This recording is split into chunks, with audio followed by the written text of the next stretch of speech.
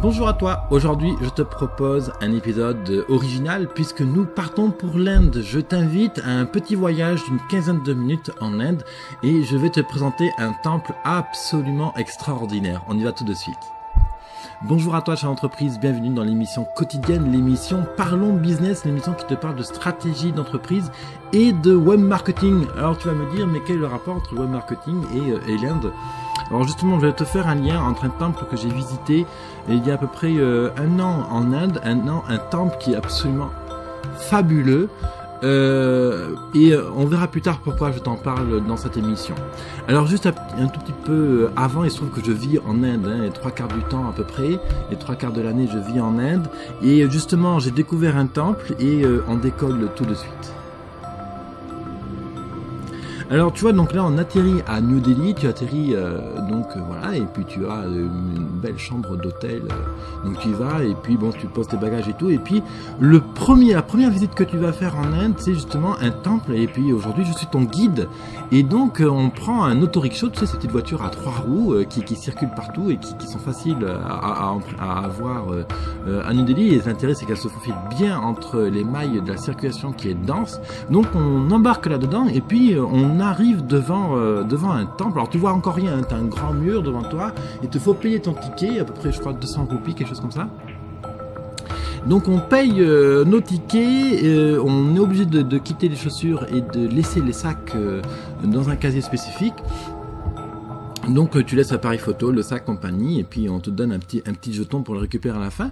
Donc nous voilà prêts à rentrer dans ce temple, et la première chose que tu vois en fait c'est que tu rentres, tu avances dans une allée et soudainement tu vas voir il y a deux grandes fontaines gigantesques qui font à peu près 5 mètres de haut, et qui sont positionnées en arc de cercle. Et donc si tu sais, tu rentres à une allée et là tu as deux fontaines en forme d'arc autour de toi qui te prennent en main, et là ils te disent ah, c'est bon, tu peux te détendre, l'eau, tu entends l'eau, les fontaines sont finement sculptées, et puis il y a des filets d'eau qui tombent, c'est très très joli. Ça c'est la première étape dans ce temple.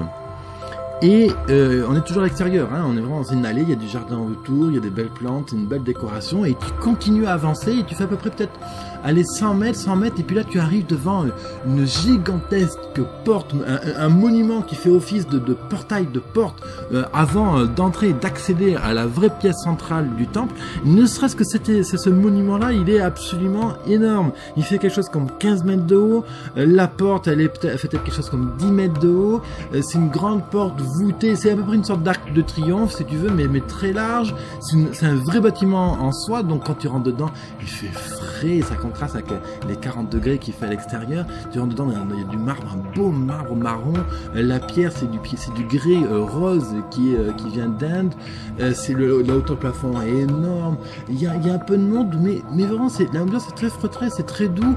Tu découvres, il y a déjà beaucoup de sculptures, c'est grandiose, il y a vraiment, on est bien. Et bien sûr, tu as cette odeur d'encens là qui brûle. Et puis le bâtiment il est long, hein, il fait quelque chose comme peut-être 30 mètres, 50 mètres de profondeur, donc il faut le temps de le traverser, hein, il te faut plusieurs minutes pour le traverser, et tu arrives et tu sors de ce grand édifice qui sert de porte d'entrée. Et là, tu te retrouves face à un immense pavé de pierres brillantes, marbre. Alors, marbre et d'autres pierres, hein, je suis pas un expert en pierre. Et là, il y a des décorations au sol, tu as des lignes blanches, tu as des motifs, tu as des sculptures, tu as des ornements, tu as un jardin, tu as des fontaines. T'as une sorte de fontaine plate, mais il y a pas de jet d'eau dans les fontaines, c'est de l'eau qui est là, donc c'est tout doux, le mouvement est paisible. Tu lèves un peu les yeux et là tu as un édifice énorme, un temple énorme avec des colonnes immenses, tu as des dogmes, c'est impressionnant. Et les statues, tu as des statues d'éléphants à taille réelle par exemple, tu as un grand immense escalier qu'il te faut du temps pour monter. Là, franchement, quand tu arrives dans cet édifice-là, tu es vraiment impressionné par la beauté du lieu. Et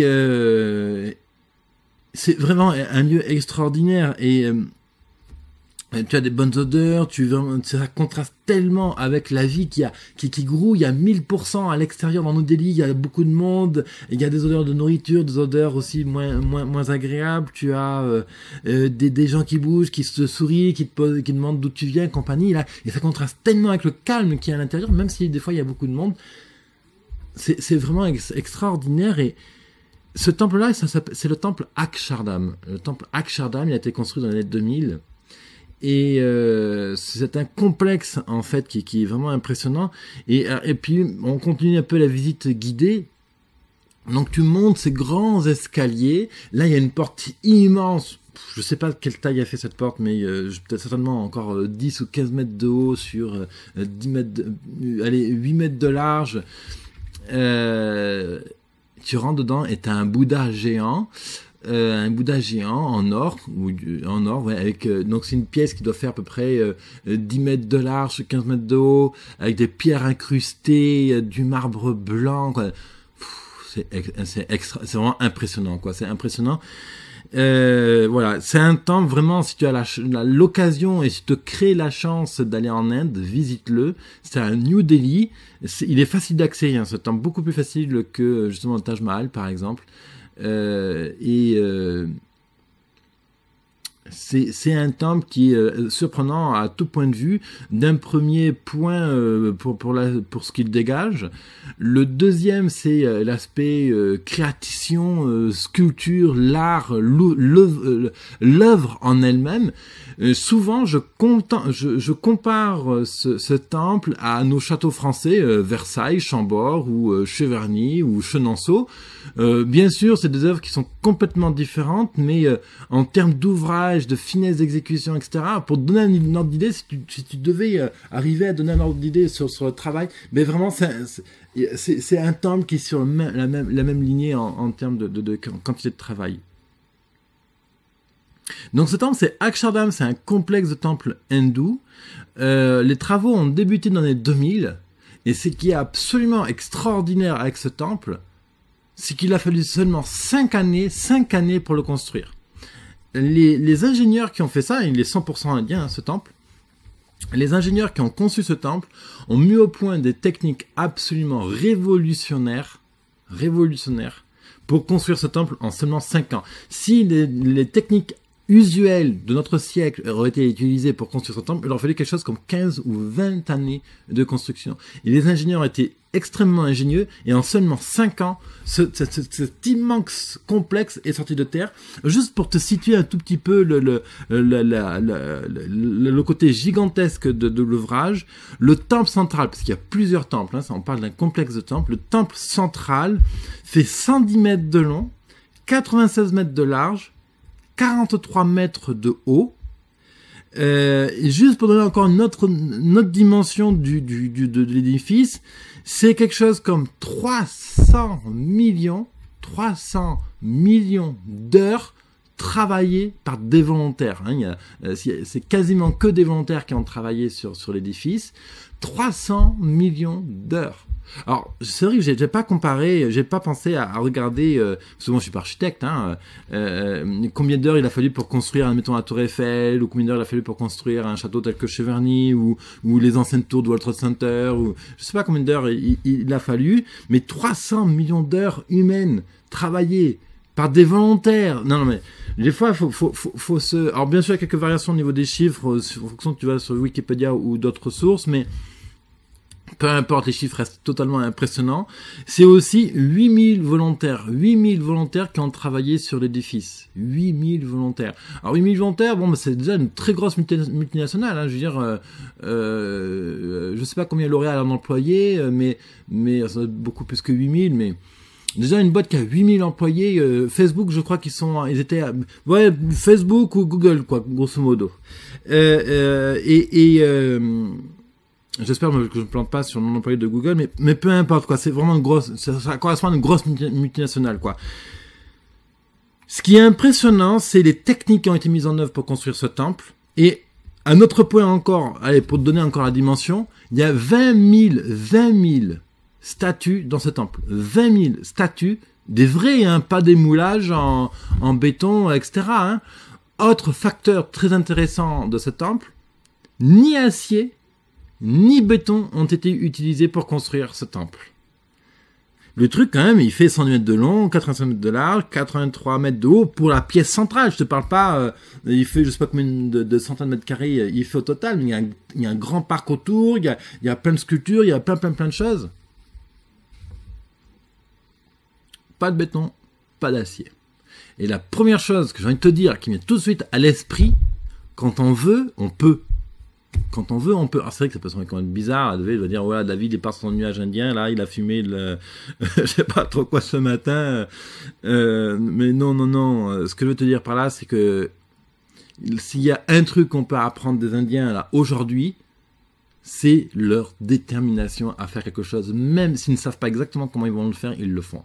Même si les 8000 volontaires qui ont travaillé sur ce projet ne savaient pas exactement comment ça allait assembler, à quoi allait exactement servir leur travail, ils savaient que ça allait servir un grand projet. Et souvent en France, je dis ça parce que souvent en France, je dis souvent, je veux pas faire une généralité, mais on a des difficultés à se dire, ah tiens, je vais atteindre ce projet-là, mais je sais pas du tout comment je vais faire, alors du coup je fais rien, je bloque, je me mets en stress, compagnie. L'idée c'est de vraiment, c'est aussi l'épisode de samedi que je t'ai enregistré, où justement je te dis, t'arrives pas à le faire, lis ces actions que tu peux faire aujourd'hui, puis fais que la première. Qu'est-ce qu'aujourd'hui tu peux faire, là tout de suite, qu'est-ce que tu peux faire qui va te rapprocher de ton projet? Et justement, tous les Indiens qui ont travaillé sur ce projet-là, je peux te parier que celui qui sculptait un éléphant externe ne savait pas où allait exactement son éléphant. Il savait juste qu'il devait faire un éléphant à taille réelle, donc 2 mètres de haut par 4 de large, avec telle dimension et truc. Voilà, et c'est tout ce qu'il savait. Parce que ce qui est encore extraordinaire de cet ouvrage, c'est que la plupart des pièces qui ont été assemblées pour construire ce temple n'ont pas été faites sur place. Elles ont été faites à travers l'Inde. Et de l'Inde, de l'ensemble tous les petits coins de l'Inde, ils ont rapatrié les éléments pour assembler le temple final à New Delhi. Donc imagine la logistique en termes de trains, de voitures, de vélos, de déplacement des pièces, de corréler la livraison des pièces, de l'assemblage, etc. Non mais c'est énorme, hein. Énorme comme truc. Et ce qu'il faut encore comprendre derrière, parce que je vais rajouter une couche, dans les années 2000, c'est tout le début de l'informatique, vraiment. Aujourd'hui, les Indiens commencent tout juste à vraiment utiliser l'informatique. On est en 2016. En 2000, un ordinateur en Inde, ça coûtait extrêmement cher. C'était vraiment quelque chose c'est presque de l'inatteignable. En 2000, déjà un ordi en France, c'était cher, mais quelqu'un qui gagnait un peu sa vie pouvait y accéder. C'était pas, si je me souviens bien, c'était quelque chose comme 6 000 ou 10 000 francs dans les 2000. Mon père, agriculteur, a pu se le payer. Bon, mon père n'a jamais roulé sur l'or, donc c'était accessible. En Inde, encore moins. Le salaire moyen dans les campagnes indiennes, c'est 2 euros par mois. Non, attends, qu'est-ce que je dis des conneries là? 2 euros par jour. 2 euros par jour. Le salaire moyen aujourd'hui, en 2016, le salaire moyen d'un Indien, c'est 10 000 roupies par mois. 10 000 roupies, c'est quelqu'un qui a un diplôme et qui a une position correcte. 10 000 roupies, c'est à peu près 140 euros. C'est le salaire d'un professeur, quelqu'un qui a une bonne position dans une banque. C'est le salaire de quelqu'un, d'un facteur. C'est le salaire d'un type qui travaille dans un bureau, qui fait un travail un tout petit peu intellectuel. Voilà. Tu vois, un serveur dans un restaurant en Inde, il est payé 5, 6, 7 000 roupies. Donc on est sur un salaire de 70, 80, 100 euros, pas plus. Rends-toi compte. Il y a tellement de leçons à apprendre de ce temple. Regarde, 300 millions d'heures de volontaires. Tu crois que les types qui ont fait ça avaient vraiment que ça à foutre de leur journée? C'est des gens qui ont tout juste de quoi manger. Ceux qui ont sculpté tous ces éléphants, ces bouddhas, etc. C'est des gens qui mangent à peine, qui mangent. Ils sont pas malheureux pour je cherche pas à les plaindre. Je cherche juste à te dire que ils mangent juste, ils ont de quoi manger juste ce qu'il leur faut pour vivre. Ils ont pas les Mars, notre connerie de coca, ils payent pas une putain de bouteille d'eau 3 euros, ils payent pas encore 3 euros ou 20 euros par jour de parking, ils ont pas une bagnole à 10 000 euros, ils ont pas une super tablette à 3 000 euros, ils ont pas un micro à 200, non! générosité, relaxation, le type, tant qu'il a son plat de riz et ses petits légumes et son poisson ou son poulet, il est content. Et il a fait la sculpture, il a participé à ce temple énorme, gigantesque, magnifique, et c'est ça qui le rend heureux. Il a participé à un grand projet. Le type qui a fait des sculptures pour ce temple-là aura moins de regrets à sa mort qu'un type comme nous, qui se plaint d'être au chômage, de pas avoir de boulot, qui fait trop chaud, que ceci, que cela. Si d'ailleurs tu as des pensées négatives comme ça, compagnie, je te ramène directement à des épisodes que j'ai fait. L'épisode 151, où je te parle que la France est belle. C'était vendredi, si je ne m'abuse. On n'a pas d'excuses pour se plaindre. Et ce que je vais te montrer, donc voilà, à travers ce temps, c'est que quand on veut, on peut. Quand on veut faire quelque chose qui dépasse l'extraordinaire, on peut le faire. J'ai pas dit que c'était simple. J'ai pas dit que ça ne demanderait pas de travail. Peut-être qu'il te faudra 1 mois pour faire un temple Akshardham à ta taille. Peut-être qu'il te faudra 1 an. Peut-être qu'il te faudra 10 ans. Time doesn't matter. Le temps n'importe que peu. Ce qui compte, c'est d'arriver à son objectif. Tu vois, alors j'ai essayé de te donner 5 étapes pour essayer d'avancer dans ton projet et à travers cette expérience que j'espère t'avoir fait vivre avec succès avec ce temple indien. Définis-toi un but spécifique. Qu'est-ce que tu veux atteindre en 2018? On est en 2016. Qu'est-ce que tu veux atteindre en août 2018? Deuxième question. Définis-toi un processus d'exécution. 1, je fais ça. 2, je fais ça. 3, je fais ça. 4, je fais ça. 5, je fais ça. 6, je fais ça. Et ainsi de suite.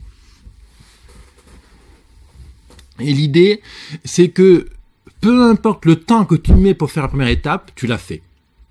Ensuite, tu passes à l'étape 2. Encore une fois, peu importe la quantité de temps que tu mets pour faire l'étape 2, tu l'as fait.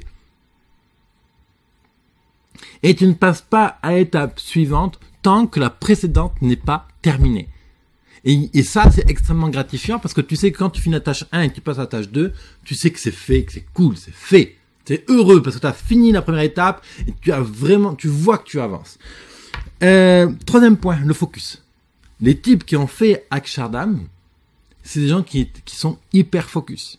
À leur manière, parce que les Indiens, quand on n'a pas de focus, ça peut faire rire 2 minutes, mais les Indiens sont hyper concentrés. C'est là où les Indiens sont très déstabilisants, c'est que tu crois qu'ils sont pas concentrés, en fait, ils sont hyper concentrés, ils sont hyper dans leur truc. Ils font plein de choses, plein de trucs, t'as l'impression vraiment, de notre point de vue d'Européens, d'Américains, de Canadiens, que ça va dans tous les sens. En réalité, non, ils ont vraiment ce objectif-là, ils vont manquer de structure, ils vont manquer d'outils psychologiques, ils vont manquer peut-être de formation pour être vraiment rigide, carré et organisé. Mais à leur manière, ils le font. La preuve, ils ont été capables de construire ce temple énorme, de rassembler 300 millions d'heures de volontaires et de construire ce temple en l'espace de seulement 5 ans. 5 ans. Le temple dont je te parle là, je veux dire une grosse connerie, d'accord? C'est 10 fois le Stade de France en termes de travail. Il n'a pas fallu, à mon avis, 300 millions d'heures pour construire un Stade de France. C'est du béton, il est cool, machin, c'est des processus industriels. Bon, je dis pas que c'est simple. Mais là, chaque statue est différente. On ne peut pas interchanger une statue et la mettre à la place d'une autre. Donc si le type il a mal taillé à mauvaise dimension, la statue, on peut rien en faire. Voilà, et c'est ce genre de choses vraiment qui sont absolument extraordinaires. Et des fois, il faut savoir où s'ouvrir. Et je vois qui te dit ça, je sais combien ça me coûte de m'ouvrir. Hein.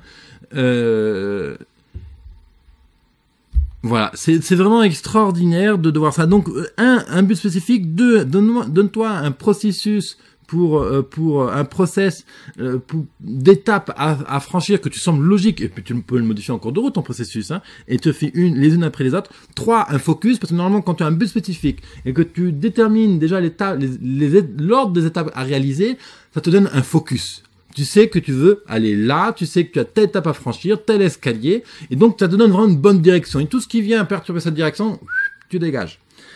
4e truc, élémentaire, les outils, se former, c'est élémentaire. Si tu ne te formes pas, si tu ne vas pas chercher des outils de l'extérieur pour les intégrer, les digérer et les utiliser, tu vas rester bloqué, te tourner en rond, parce qu'il y a des outils il y a des choses que tu peux pas inventer toi-même. Un docteur ne peut pas se soigner lui-même.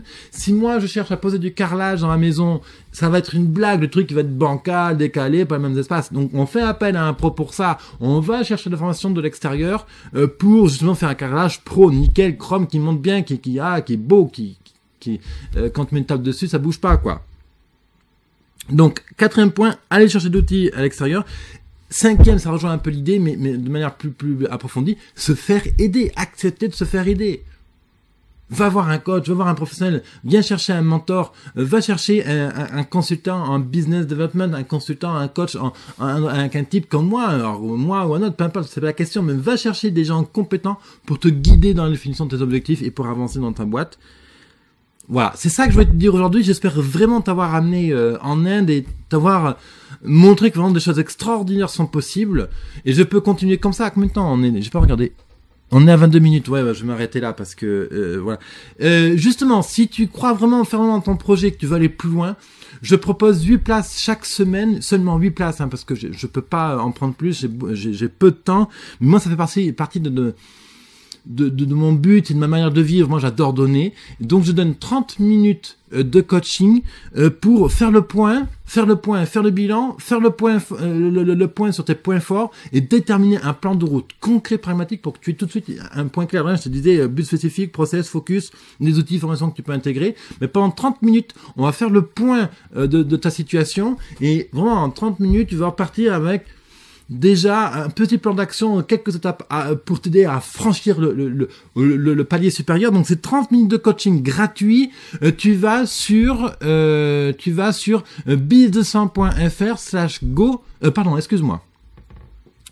Tu vas sur biz200.fr/je réserve ma place. Je réserve ma place. Tu mets là, tu remplis le petit formulaire qui est ici. Tout simplement, tu réserves ta place et moi je te recontacte. S'il y a la place libre cette semaine, je te prends cette semaine. S'il n'y a pas de place cette semaine, je te prendrai la semaine d'après ou encore dès qu'il y a la place, tu es sur la liste et seras en attente. Et donc, je prendrai le temps de te donner 30 minutes de coaching à seulement 8 places par semaine. Tu vas sur biz200.fr, je réserve ma place. Et puis, comme ça, on va construire ton temple à toi, ton temple à Akshardham, à ta taille, à tes dimensions pour que, voilà, réalise ton rêve en fait. Va de l'avant. Allez, je te retrouve demain. Demain, on parlera de comment lancer sa boîte avec Max. Je te retrouve demain. Demain, on parlera de comment lancer sa boîte avec moins de 5000 €. Allez, bye bye, à demain.